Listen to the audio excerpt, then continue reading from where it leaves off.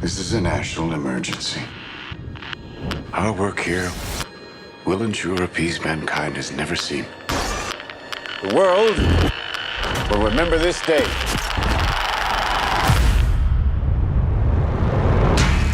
This is arguably the most important story of our time. The stakes really couldn't be any higher.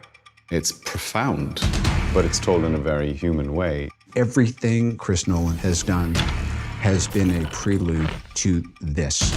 This is not a film, this is an experience. It is a heart-in-your-mouth thriller.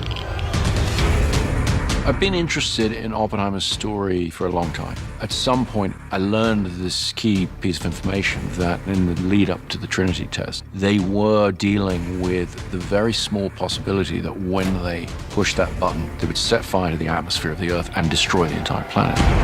And yet, they pushed that button. I wanted to take the audience into that extraordinary moment in human history. 3, 2, 1, 0. All America's industrial might and scientific innovation connected here. A secret laboratory. Cillian playing Oppenheimer was the centerpiece of the film, but I knew that he was going to need the most extraordinary ensemble around him. Let's go recruit some scientists. The people involved in the Manhattan Project were charismatic individuals. They're very talented. The world that Oppenheimer inhabits is filled with rock star scientists. And I think because we have all these fantastic actors, you really buy that. It felt like I was playing sports with some of the best athletes. Every single person has come to set knowing that they have been hired because somewhere along the line, Chris thought that you did a good job. And this goes for crew as well. Action! My preference is to always do things in camera as much as possible. It sets a big challenge for every department to actually bring the reality of a thing there for the actors. Every crew member on this film has to adjust their work for the IMAX screen. IMAX can contain 18K resolution per frame, which is by far more than any digital camera. It gets thrown up on a gigantic screen, and the moment you watch it, it's very evident. The quality is unprecedented. This is a story of America in the 20th century, so I think it can be painted on that big of a canvas, and what better way to do that but with IMAX cameras. Why would we go to the middle of nowhere for who knows how long? I always try to use real locations as much as possible. With location shooting or sets, the more things can just be real, the better they're going to feel to the audience. There's almost no studio work on this film. Everything is location. The sets were built in such a way that they felt incredibly authentic. We built our Los Alamos at Ghost Ranch, New Mexico, which is along the same mountain range that Los Alamos proper sits on. This was very important, and I based all of this on research. We built all of these buildings 360. We want it to feel like you are right there, you are in this is happening, this is real. This isn't a backlot.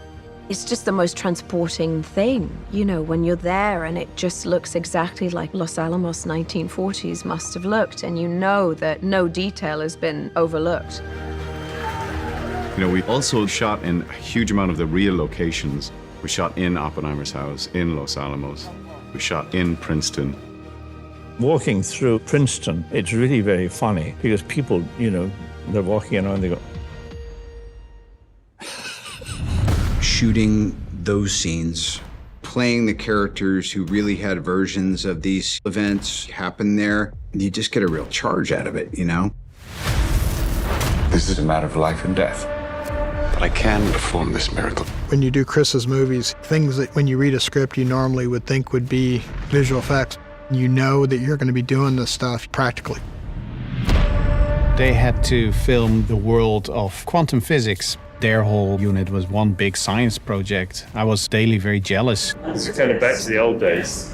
We did a lot of experimentation. We came up with some very interesting analog methods of how to approach this, all of which was leading to the Trinity test, which had to feel nightmarish and terrifying in a way that computer graphics never really is. What we were able to get into the finished film, to me, is extraordinarily beautiful, but also very frightening. Working with this whole team was such a great camaraderie, and with the commonality of we are going to get this in camera.